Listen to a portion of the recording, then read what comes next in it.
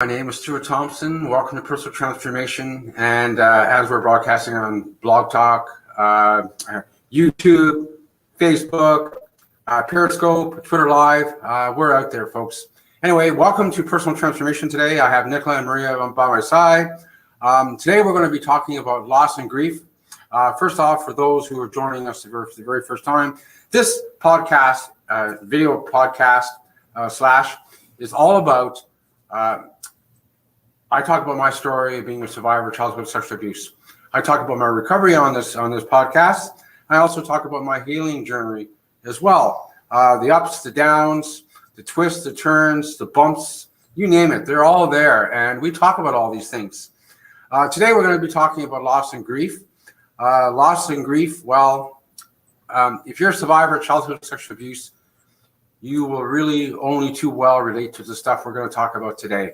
And some of the stuff, well, I'll leave it for you to decide how that kind of falls into your place. But I know the things that I've gone through when I talk about loss and grief, it certainly stands out for myself. And little did I realize over a period of time how affected I was by this. And I'm kind of blindsided by it, by it as well, not even understanding how it really affected me to the extent that it did. Well, first off, I'm going to let, before we go any further, I'm going to let Nicola and Maria introduce themselves, and then we're just going to dive right into this. Nicola? Hi, good afternoon. My name is Nicola, and I am a facilitator at the Gatehouse. I've been doing it for about I think it's my fifth year, coming into my fifth year now. Yeah. So welcome, and looking forward to this discussion. Maria? Thank you. Thank you. Hey, Stewart. Hey, Nicola. Thank you, everyone, for being here. Maria, I'm the executive director of the Gatehouse, and I've been at the house for nearly a decade. I've been hanging out with Stewart for almost 10 years. Yeah, looking forward to the discussion today on loss and grief. Wanted to add to anyone who's watching this broadcast or listening online that if at any time becomes triggering for you and you're overwhelmed, please step away from the computer and go do some grounding and self-care. It's very important that we take care of ourselves as we relate to a lot of the topics that Stewart talks about.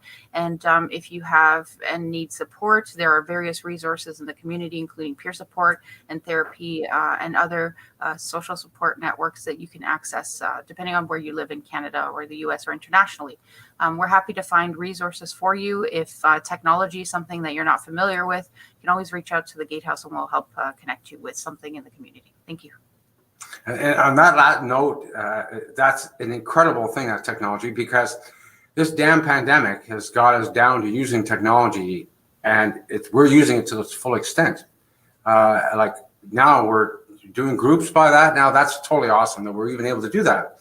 You know, yes, we can't step outside our door, but we can still provide this service, but it's so desperately needed these days.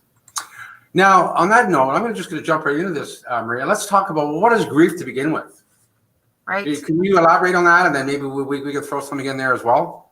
For sure. Thank you, Stewart. One of the signs that a person is grieving could be intense anger. And anger, especially in the aftermath of trauma, which was something I didn't know until a few years ago when I started working more intensely with survivors of childhood sexual abuse specifically, because I just thought, anger is an emotion, yes, and beneath it there are many other emotions that are surfacing for people. And one of them is grieving the loss of an innocent child, grieving the loss of our inner child, grieving the loss of the child that was before the abuse happened. And if the abuse happened right from infancy and you don't remember a pre-trauma or pre-abuse life, then grieving the child that could have been is another common experience. Feeling like heartbroken. These are very similar feelings to people who've lost someone, someone has died, for example. You feel heartbroken. You feel like a piece of you is missing. You feel like there's something else, or an emptiness at times as well. Loneliness is another common experience of grief, feeling like you're the only one and nobody understands you, or feeling like an outsider kind of thing, and feeling sorrow, really. Those are the kind of feelings and thoughts that are associated with grieving, especially for childhood sexual abuse survivors. Now, and one thing that's very, very important is that everybody grieves differently. Everybody thoughts and processes are really, really different. And you talked about anger. Now, I know one of that was my biggest challenges, and it still is to, I guess, to a certain degree. But although I definitely have a better handle on it nowadays, now that I've been dealing with it for a number of years, and especially I know all the twists and turns that apply to myself, and then being able to apply some kind of grounding or some kind of grounding for myself that doesn't resort to that hatred, anger that I carried towards my circumstances. And I didn't even realize it through life. And so I went to the gatehouse and realized, well, this is a great proponent to what's going on in my mind and my thoughts and feelings, and really didn't know how to get a hold of it. And I didn't realize anger had such a part of it. Any thoughts on that, Nicola? Well, my anger went inwards. So being that reactive anger, I don't get that. But the internal anger, more of a irritation for me than anything else. Yeah. So that's how it would come up for me. I beat myself up rather than anyone else. But yeah, totally related. Even myself, my anger would result in everything from addictions to self-sabotage, anything that would destroy my persona of being a really decent person. Well, that's where it would go. How about yourself, Maria? Thank you for sharing, Stewart. Definitely relate to that anger. And I think the anger is related to the realization that of what was lost on some level. And when we start doing the work, we start to actually recognize like what is beneath the anger. For example, feelings of not being heard or not being listened to, right? As children, we deserve and we have the right to be heard by the people that care for us. And a lot of times that injury happens where parents or siblings or other people in authority, teachers maybe, say things to us that are harmful or do things to us that are harmful. And we're no longer that innocent child. We're no longer naive in that way. We start to see the world quite differently after abuse and trauma. So I think the anger is that realization that it happened, and we're, of course, really upset about it. So that's the processing or the grieving of the lost childhood. That's awesome. Thank you for sharing that. So I guess it kind of brings me to, which we're going to dive into the anger a little bit more, but let's talk about this. Well, we have 7 stages of grief, which we talked about at the gatehouse. And right from the beginning, number one, as we have listed for us, is shock and denial. It happened to me, it can't happen to me, I should say, but it did. And I'm stuck with this. Now, what hell am I supposed to do with it? Well, I know what I did with it in the past, resorted to anger. Again, I knew I was going to go back to anger. And again, I'm not saying jump into anger at this moment again, but just on the fact of the shock and denial was, I know for myself, was quite appalling, the way I felt and what it left me with, which was really that form of denial. Well, did it really happen to me or didn't happen to me? Like, it actually kind of left me confused because I have one side of me kind of denying it and in shock, and then the other side of me, well, here I am not being believed on whoever I did tell in the past. So I'm kind of like, I felt like I was swept under the carpet on top of that. Can you relate to that too? Yeah, I think for me, unconsciously, I was pushing it down because I didn't get it, didn't understand it because I was too young. And just pushing it down, not wanting anyone to find out for the fear of it happening again. So it was just like like a numbing sensation. My mind would go blank. I had no words because the trauma had silenced the voice. So yeah, for me, it was numbing and unconsciously pushing it down. Yeah. So I get the denial completely. Didn't want to recall the memories. Didn't want it to have happened. But also knowing I was that damaged goods kind of thing. So yeah. So, a question for you, Maria: is this a common occurrence amongst survivors of childhood abuse, of childhood sexual abuse, or any other type of loss and grief? Is that kind of fall together like that? Of course, Stuart, like imagine anytime you've lost someone, especially unexpectedly, right? There is a shock period, or even we know the person's going to pass, right?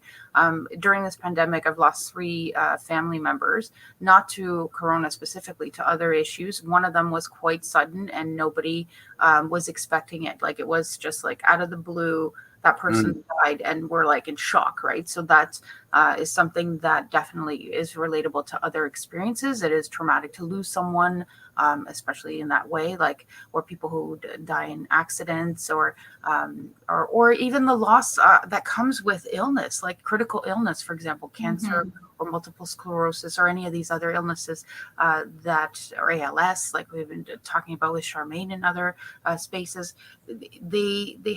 They're grieving the loss of what they had before, the ability to walk properly, or walk without assistance, or do things for themselves without assistance, right? So there's definitely interconnectedness around grief. Like it's very similar for people in other spaces and other experiences.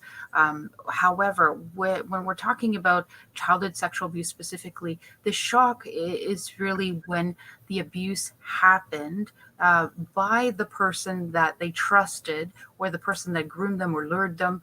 And then they're doing something that's completely a violation of their body, of their mind, of their spirit to them, something completely unexpected. Like what is happening right now, right? So I'd look at that kind of shock part of grief. And the other aspect of this too, most of the time the abuse happened in childhood, and a lot of times it happens between the age of 5 and 13. The majority of cases are in that age category. Not to say that it doesn't happen in other age categories or before the age of 5, because of course it does.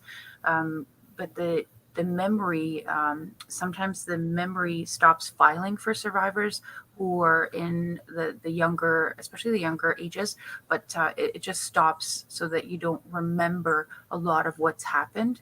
Your body puts you into safety and survival mode. The amygdala shoots off hormones or stress hormones, and the hippocampus part of the brain stops filing memories. So that shock definitely, again, across the board. It's funny you should say that, because having grieved the loss of my father in 2018, and when I was back there, I was looking back through those family photos, thinking that I never had any confidence. But then there was certain photographs that I'd seen, one in particular where I was on the beach, and I could see pre-abuse that little confident girl, and it was like, oh, I remember that day, and I remember how I felt, and here I was in front of all my siblings, and yet I was the youngest, and I'm going like this. And it looked like I had that vital, confidence, and I couldn't remember that prior. So it was interesting to see, and how, some of that grief comes up. Oh, what would that little girl have been like if the abuse had never happened, right? So you also go through that again as part of the grief process of losing someone. So I can totally relate to what you're saying, Maria, for sure. Thank you. So now on to number 2, fear, panic, and shame. What do I do now? I know I can only say that only sat too well with me, because I know before I came to the house, I was sitting with all those feelings, especially with the shock and denial of, well, what do I do? Well, I'm going to be believed. How do I even talk about this? I know originally when I went to the house back 10 years ago, that fear was just running rampant through me, even though I did not really even understand. I was actually probably going through some kind of shock and denial to some degree, but not understanding it to the level that I do now. But I know that when I went into that house, I did my interview before going on to the group. I was just lost. Like, what now? Like, where is it going to go? What's going to happen? And here I am trying to trying to learn how to be vulnerable about my story. And well, it didn't backfire on me. And if anything, in fact, my experience was it was quite the opposite. I went there to the house, and the person did the intake with me was very supportive of me, and showed me that what I was telling the person about my story and what brought me there helped validate me.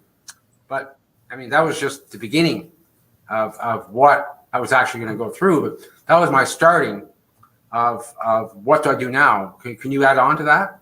For sure, Stewart. I thought of shame. There's a deep, profound shame that survivors tend to hold on to that doesn't really belong to them. It belongs to the offender who committed the crime. And this is why survivors too have a hard time accepting that it wasn't their fault, because oftentimes there's been decades of shame that's been there before they reach out for support and come forward and talk to somebody again about this.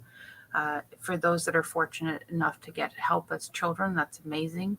It helps to lessen the intensity of the shame, I believe, as compared to others who haven't been able to get support as children or didn't tell anyone for a myriad of reasons, right? Like the children process things differently, and we can't hold ourselves accountable as adults looking back and blaming our little child for not telling anyone. So for anyone listening out there who hasn't reached out for support, healing is possible, and there are people out there that you can trust with your story, that who are not going to judge you, exactly as Stewart described, who are supportive.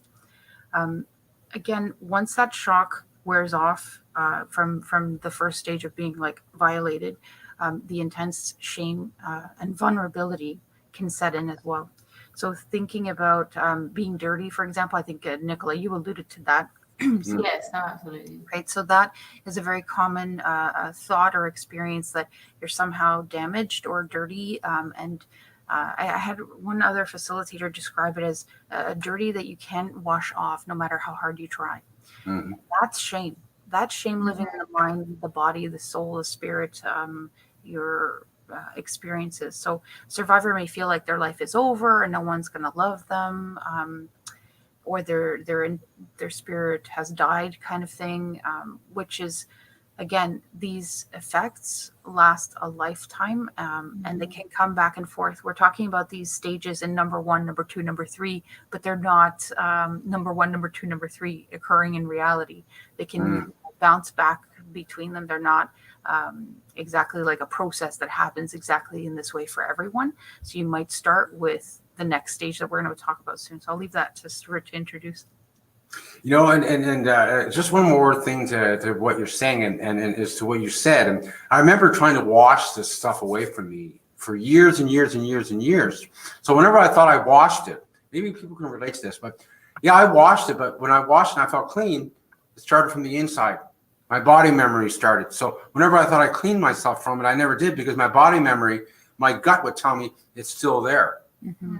Right? Yeah, definitely. Did you want to add anything else before we go to the next one? I also remember the feelings of feeling very uncomfortable, especially when it came to like physical education, because I believe my main abuse happened when I was in middle school, or at least one of the most severe ones. And like the PE teacher was a male at one point, and I felt really uncomfortable when we had to get changed, because like back in the day, we all had to get changed in the same room as each other, and it was co-ed, right? So that was particularly uncomfortable, and like stuck in shame for so many years. Like even throughout high school, I was stuck in shame. So I totally relate. Those body memories were very uncomfortable, to the point that I would feel really uncomfortable in my gut, and then it would spread right throughout my whole lower body. I just felt so uncomfortable, like my skin was crawling. So that feeling was immense, for sure. So I totally get what you're saying. Thank you. Which brings us to number 3, which is rage and or the feelings of helplessness. And I know, as I kind of described in the beginning, those kind of feelings were actually kind of there. When we talk about helplessness, when I went to the house for the first time, I was helpless, because I did not, as that was my metaphor, was being helpless, because I felt helpless. I didn't even felt like I didn't have any hope.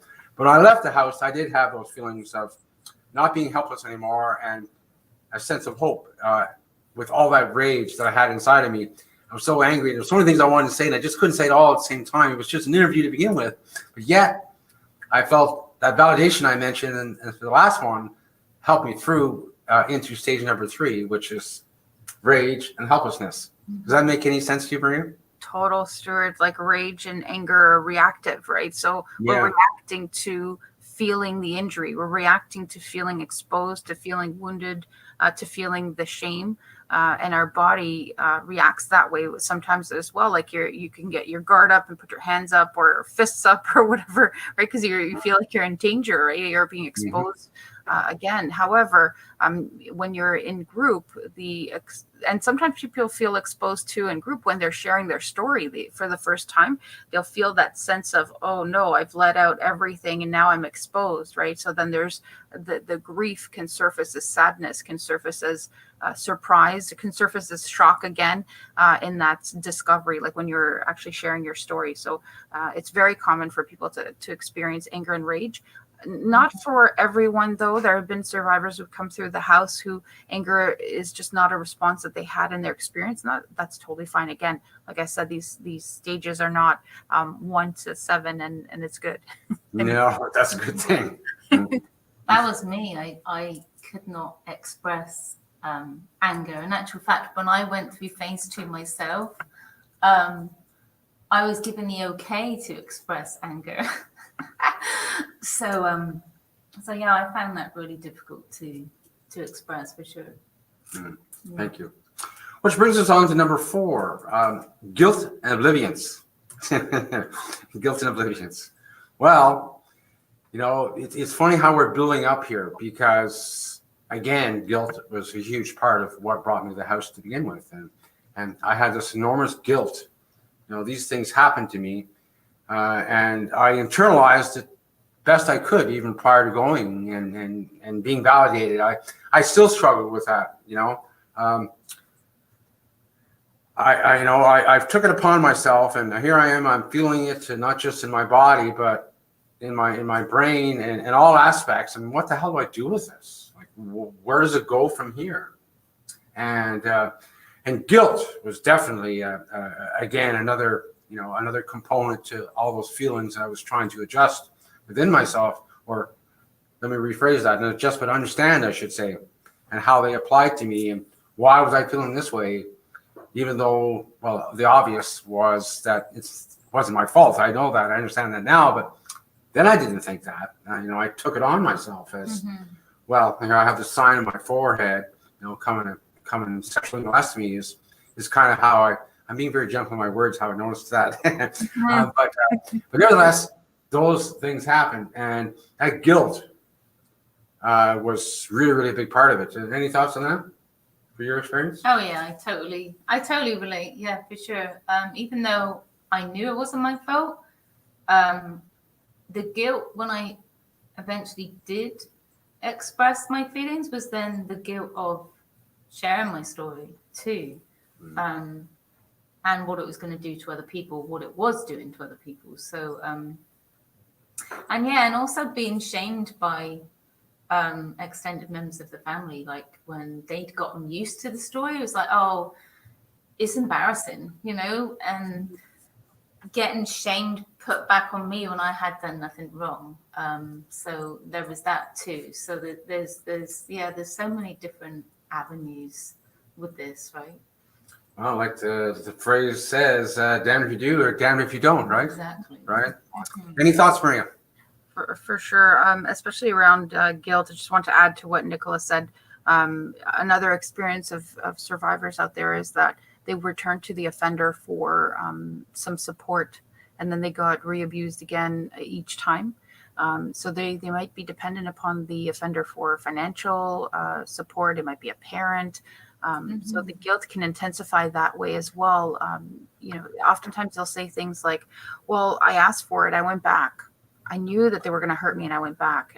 And again, as a child, we cannot judge ourselves for what we did as children because our decision-making ability is not fully developed really until we're 25. This part of the brain here, the prefrontal cortex, is not developed until we are 25. So just keep that in mind when your teenager may be yelling at you. It's just the way the brain works as a teenager. It is not them as the whole person yelling at you. So there might be something to explore there if they are yelling, like what's beneath that anger. And yeah, definitely. So around that guilt, like if you went back to your offender, you were a child, you did what you needed to do to survive as well. So that's the other side of that. And the shame, holding on to shame as if we owned what happened to us, again, is not helpful. The shame really belongs with the perpetrator and the people who facilitated the perpetration, because there are others that are often involved who maybe know about the abuse, or who try to bury it, or try to say things like, oh, why aren't you over that already? Or was it really that bad? That just adds more layers of shame and guilt onto the survivor. So yeah, I agree with you, Stuart. Damned if you do, damned if you don't.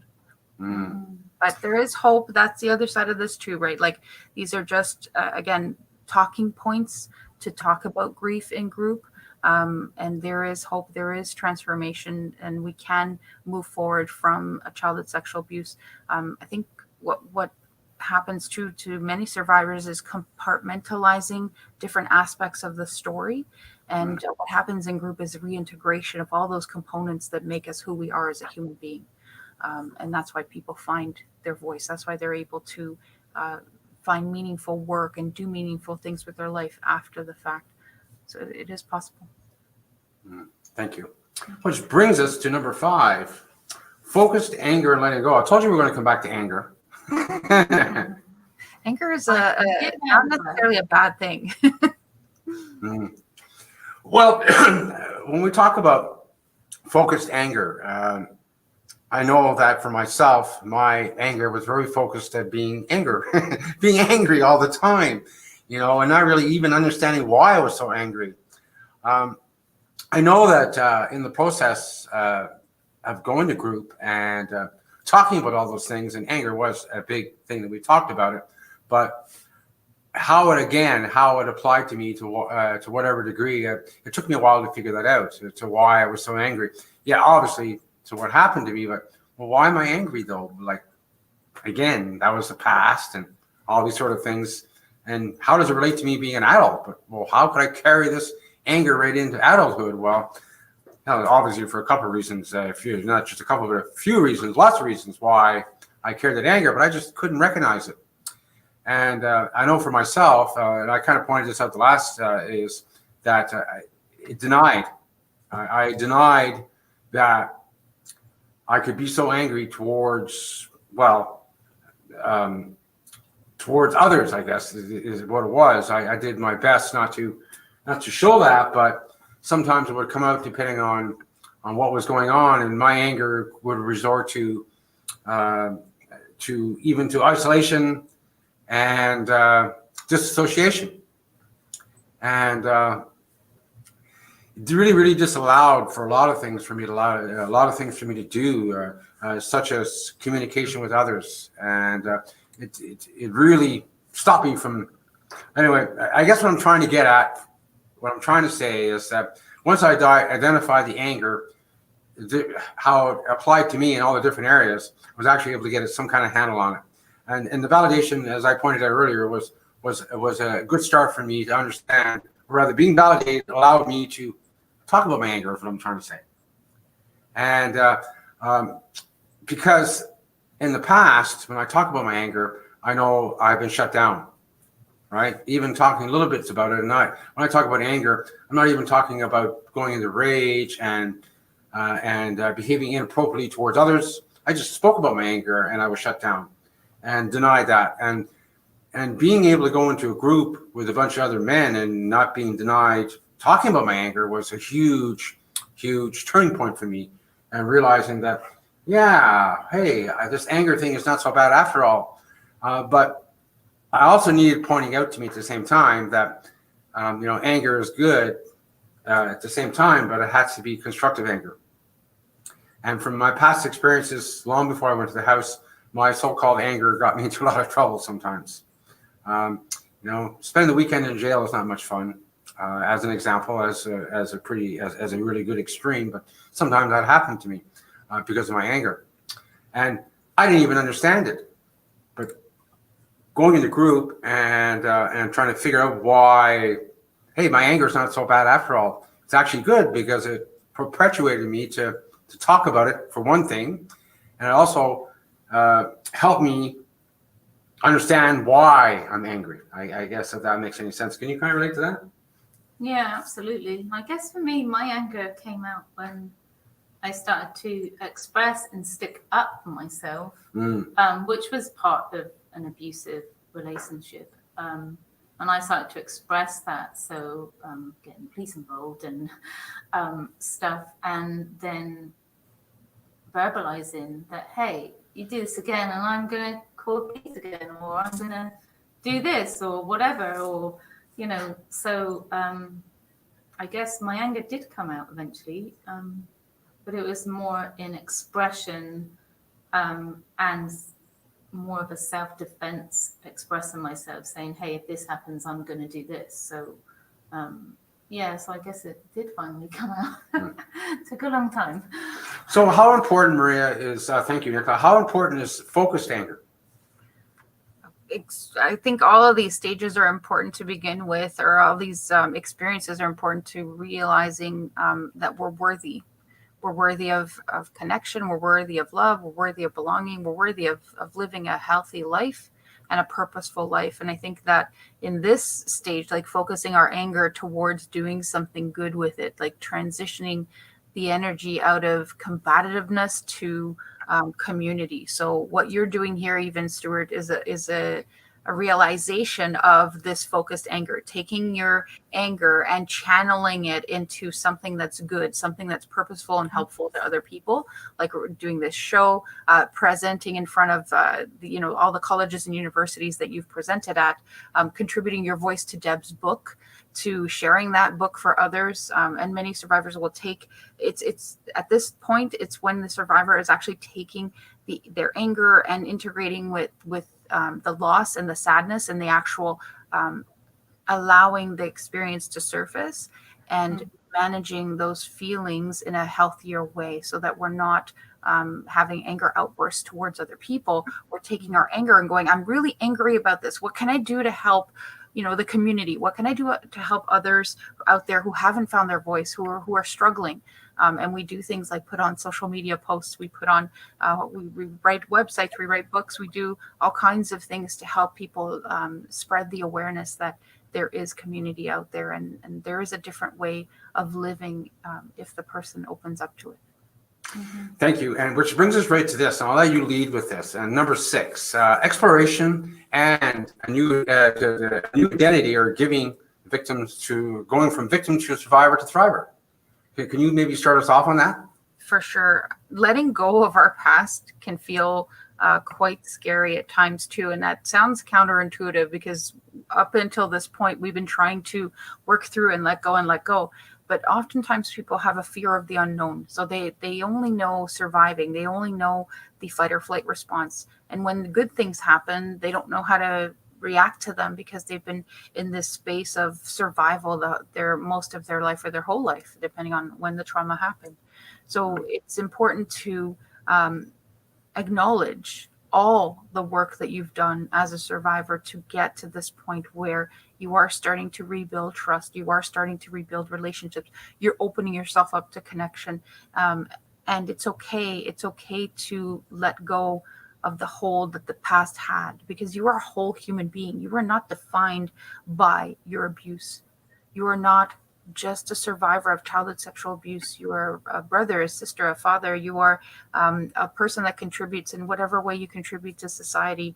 You help people. You are there for people. And I can speak to, like, Stewart is there in a flash. If I would call Stewart and say, Stewart, next week I need some more help in the office, we have some people coming in, he would be I have a presentation. Yeah, I'll be there. I'll do that. I want to give back. I want to give back what was given to me. And this is where people start to shift away from their old identity of survivor into this thriver space.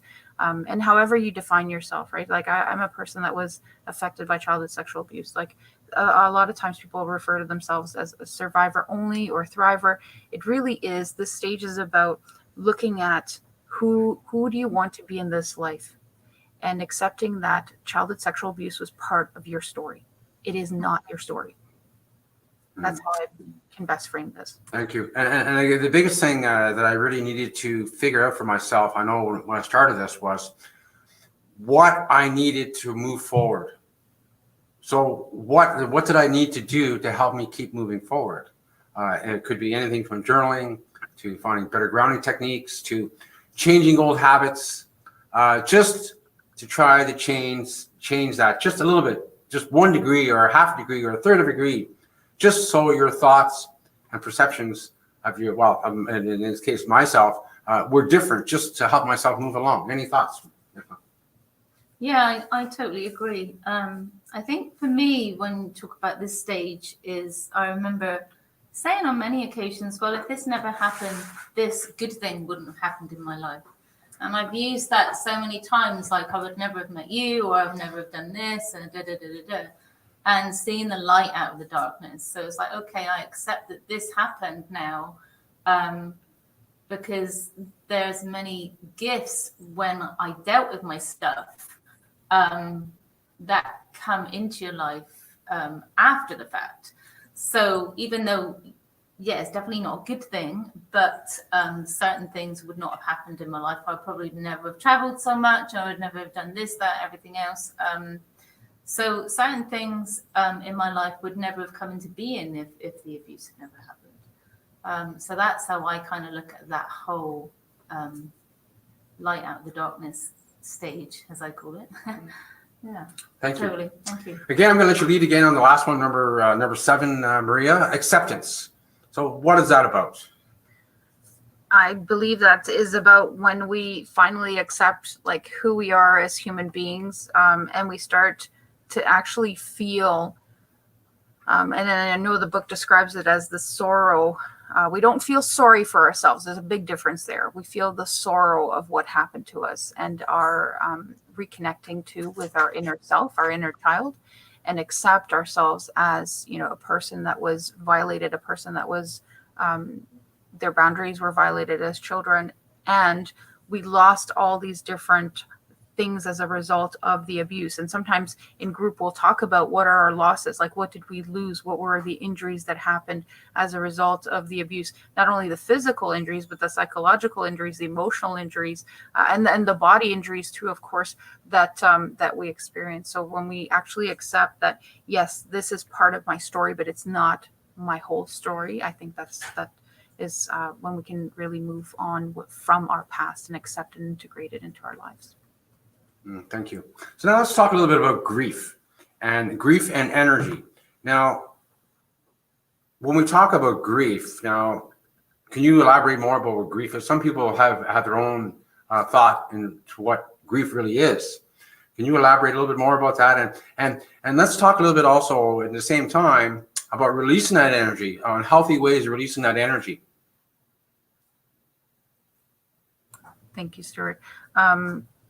I really think like grief is a deep sense of loss, right? And a lot of times survivors will talk about like feeling empty or lonely or misunderstood.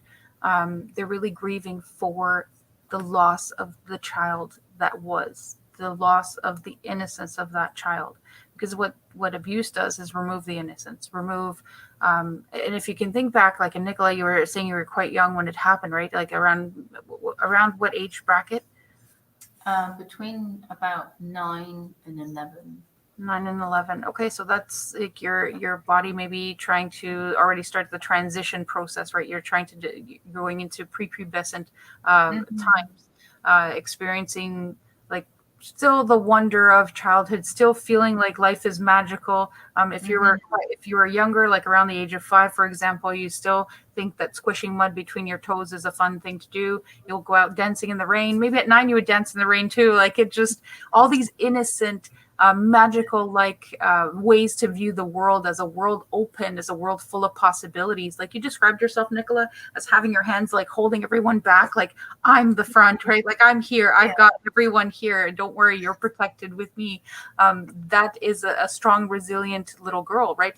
So those losses of losing that aspect of yourself, to lose the confidence, to lose the ability maybe to make connections because the trust has been violated as a result of the abuse, to not suddenly trust everyone maybe as you did before. Those are injuries that need to be recognized, and as part of the acceptance part, that we can rebuild them.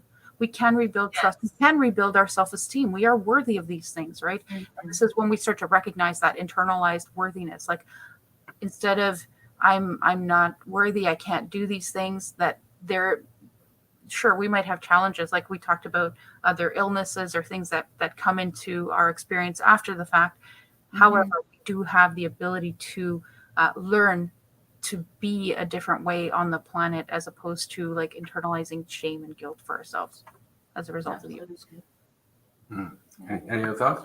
Yeah, and I like how you mentioned trust there, because I don't truly believe I totally found trust again until I was in my 40s. And all of a sudden I was verbalizing it to people, and I'm like, oh, I must trust you because I just said that. So that was surprising to me too, and it just came naturally. It wasn't something that I was working on. It just kind of happened naturally as I was in conversation. I turn around and say to someone, oh, it's okay, I trust you. And I'm like, oh, and then like reflecting back on myself later on in the day, I'd be like, oh, well, I must do because I said that, and being aware of it. So yeah, it's a nice way to put it. Thank you. Thank you. So Maria, how important is it for you to own your voice in this process? It's massive.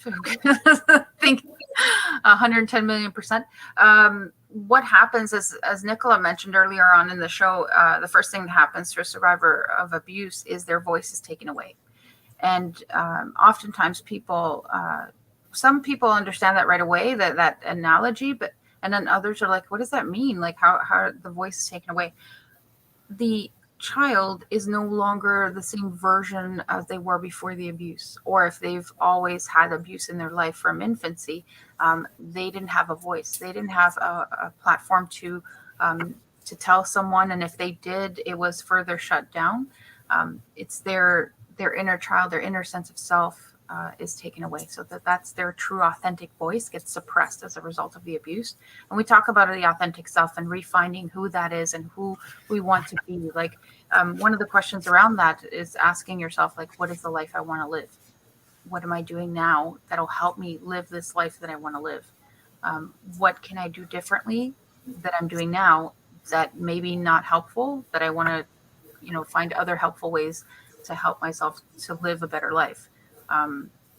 There's so many different things to consider, but again, you don't have to do this alone.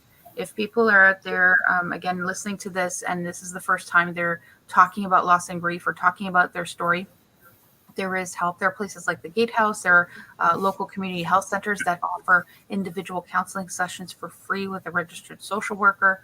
And there are helplines out there, crisis lines that you can call in Toronto. And I know Stewart has posted them in the past. We can post them in the comments after this is done for people to look up if they need support. So thank you. Agro. We're moving along here too, and geez, the time's just slipping by here too as well. So a little bit more about anger work. What could a person do to help themselves with the anger, like things they could do on their own? I think we can make that into a show itself. We can, we will. just a couple of things. I think Nicola wanted to say something. Did you want to add to that, or well, I would say anger journaling. Like when it comes up, instead of like reaction or anger, maybe just writing it out in a journal and see what comes up, and then stepping back from it and reflecting. I know we do encourage that in the house as part of the group process.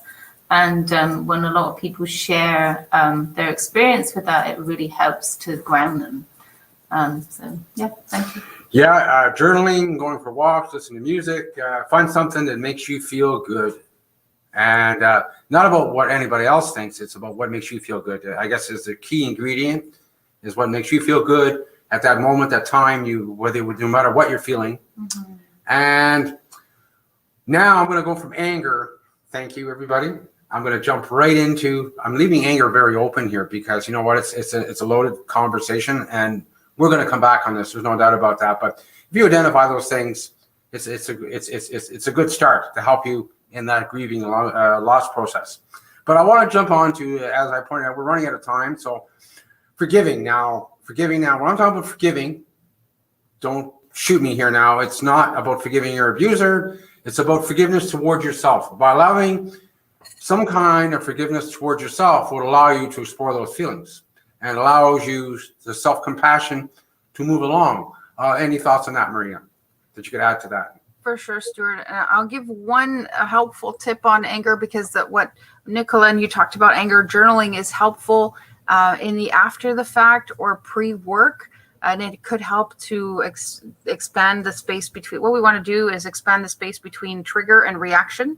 And then trigger and then getting angry and frustrated. Sometimes when you're in those situations, you're not going to have access to your anger journal, but you will have access to your breath. You will have access to your brain, right? So before we respond, give yourself a timer so you count in your mind.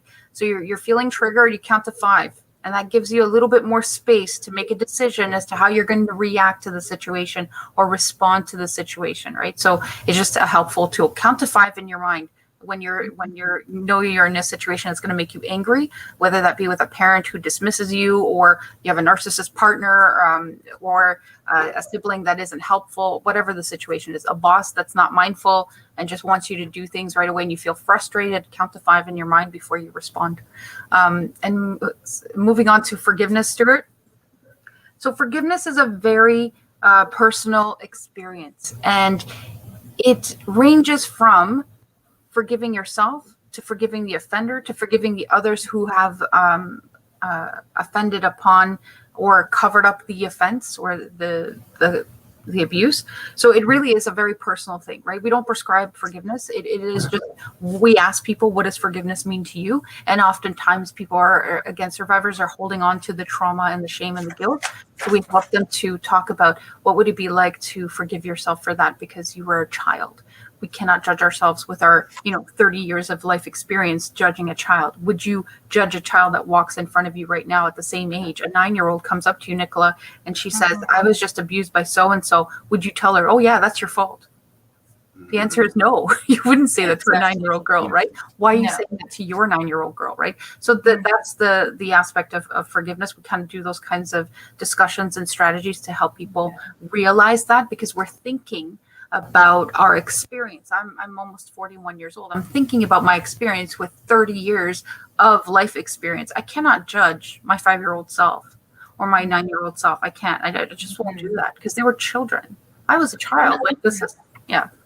So and that's the thing to be aware of too. If you're not a survivor of childhood sexual abuse and you do have an adult sibling, friend, relative that has recently come out about their story, also, when you're maybe not providing forgiveness for that person for articulating their story, also maybe remember that when you are not forgiving that person or asking them, why are you sharing this stuff now? Why didn't you tell us back way when? Whatever you're stating to that person, when that person takes that on, they're taking that on as that whatever age that little girl was or little boy was when that happened, they take that trauma on. If you're not dealing with it in the right way, they take that on as that person they were when they were that little child. So just to be aware of that, if you are someone out there that's trying to relate to maybe a partner that's been abused or whatever, and you say some things that aren't helpful, it can also impact the survivor even more so, with them getting through their story, and also then not wanting to share their story with you because they don't feel safe with you. So just maybe being aware of that. So, yeah. So moving forward, you have a strong desire to heal and patience. So what are some things you can do to kind of help you along that process? What are some of the positives you kind of need to talk about yourself, remind yourself to keep you moving forward? Maria. Well, again, go back to that question. What is the life you want to live? What are the values that you want to integrate into your life? There's been a lot of work done on this. Dr. Brene Brown wrote a book on leadership that I really enjoyed reading. And also Dr. Mary Grogan, the other day I had her on the show, she wrote a book on 7 C's of leadership. And the first C is looking at yourself and reconnecting with the self, right? So who is that inner child that lives within you, and what is the energy that they have that they want you to know? So we do a lot of inner child healing in our work, in our phase 1 program. And the purpose of that is to reconnect with ourself, the authentic self. Who do we want to be in this life? What is the life you want to live? What are the things you're doing now to help you live this life?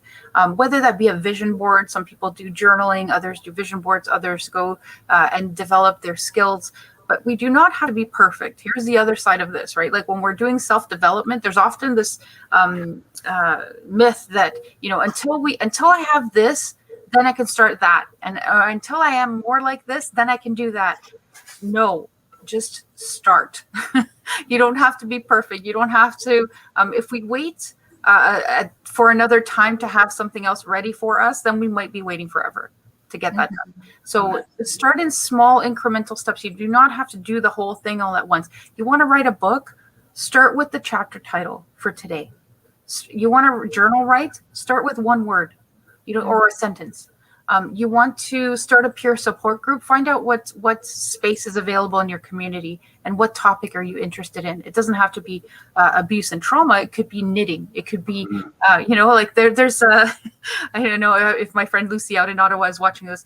She has a Stitch and B Word group that they go into knitting and stitching and stuff together, and then they talk about their problems and what's happened to them and what's going on, how they move forward, and they're still working away with their hands doing their projects, right? So it's creative, integrated with therapeutic. It's a genius idea. Lucy, if you're listening, you're awesome. So they have these kinds of groups. What is the life you want to live? If it's one that's contributing to community, that's a broad goal. Like, I want to contribute to my community. Okay, find out, what are you interested in? It doesn't have to be abuse and trauma. It could be helping the homeless. It could be helping food shelters. What can you do? You start a food drive. One of our facilitators yesterday, she volunteers for Gatehouse, and then on the side, she does these other things that are phenomenal in the community because she wants to be that kind of kind person. She wants to spread kindness into the world. She's organizing a food drive in the middle of a pandemic. Why not? Awesome. There are so many really resilient and wonderful people that help out at the Gatehouse that their stories are not shared, obviously, for a myriad of reasons, but they do things after going through our program that they thought they would never be able to do. They write books, they go on to produce films, they go on to do all kinds of wonderful, magical things that their inner child creativeness wants them to do. Mm-hmm. Thank you. Okay, so we're getting close to that time, so I think what we'll do is we'll just do a sign off and any last minute thoughts. But I really want to emphasize on our conversation today, the big thing that I got out of this is, even when I did this the first time, is that we talked about self-care, right? Absolutely. Finding ways that when you're feeling disturbed inside, upset, finding ways to sidestep yourself. Such as like reading a book. We already kind of talked about some of these things, but self-care is really a big thing. I know after a conversation like this, we did group, the last thing we talked about is, what are you going to do for self-care today for yourself? After this, what are you going to do to make yourself feel complacent with your surrounding and yourself, and just change that energy altogether? Mm-hmm. Today I'm going to be busy doing things, but to me that's still self-care.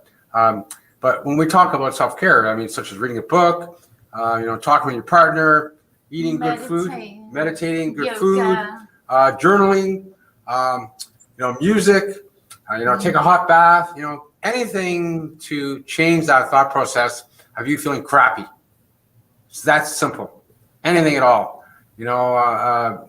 It's so important. So, hey, the last words, Maria, before we... like Maria just said, just breathe. Come back to the breath. If there's nothing else you can do, just take those breaths. Deep breathing, maybe count to 4 or 5, and then exhale. And if you can exhale just that little bit longer.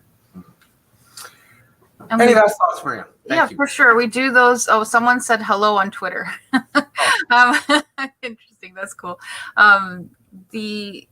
The thing about self-care too is and any of these other strategies we talked about, like anger journaling and counting to 5, and even noticing like the 5 senses. What do you hear, smell, touch, feel, what and taste? What can you do in the moments that are good? Like even the good times, practice in those times too.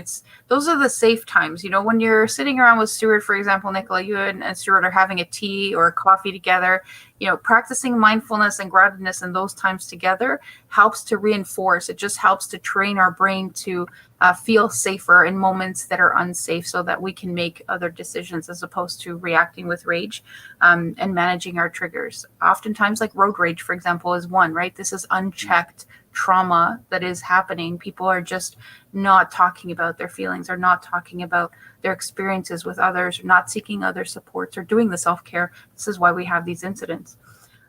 One of the messages, Stewart, and I'll leave this as my closing for today, is that at the Gatehouse, we want to celebrate all the survivors out there who have shared their voice. We want to thank all our volunteers and all the people that come through, the donors, the supporters, the staff who help keep the Gatehouse going. It is a beacon of light for people. It is a beacon of hope for people. And it is often, sometimes the last stop on people's lives, the last straw, the last hurrah. Let me try this and see what happens. And people transform their lives. You are worthy. It was not your fault, and you are not what happened to you. Thank you. And I can ever so relate to that, because that's what I believe. Any last thoughts? Yeah, my last kind of closing statement would be, you know what, if you're in a dark space right now, please don't give up, reach out. There's a lot of help out there, even through social networking, call the house, or there's information on our website that you can go to, different resources where you can reach out. So please, and my statement, never give up. Thank you. Thank you. And one last thing I need to point out. Next week at this time, Maria will be back along with Paul and Brad. We're going to be talking about the STEER program, which I'll post up this week, and you'll know a little bit more about it. But I encourage you to please tune in, and we're going to talk about the STEER program with Brad, Paula, and Maria next week at 1 p.m. at the same time. And folks, self-care, take care of yourselves. Have a great week. And we'll be back next week at the same time. Any questions that might have missed through this whole process on the chat, I have not seen. So I will get back. If there's anything, I'll get back to you. That's for sure. And have a great week. Thank you. Maria? There you go. Okay. Thank you, Stewart. I'm in the background just looking at the technology. I just said hello. The person just said hello on Twitter. It's really cool how technology is facilitating conversations from with people all over the world. Really cool. Thank you. Grateful. Thank you, everyone. See you next week. Bye-bye. Bye now. Thank you.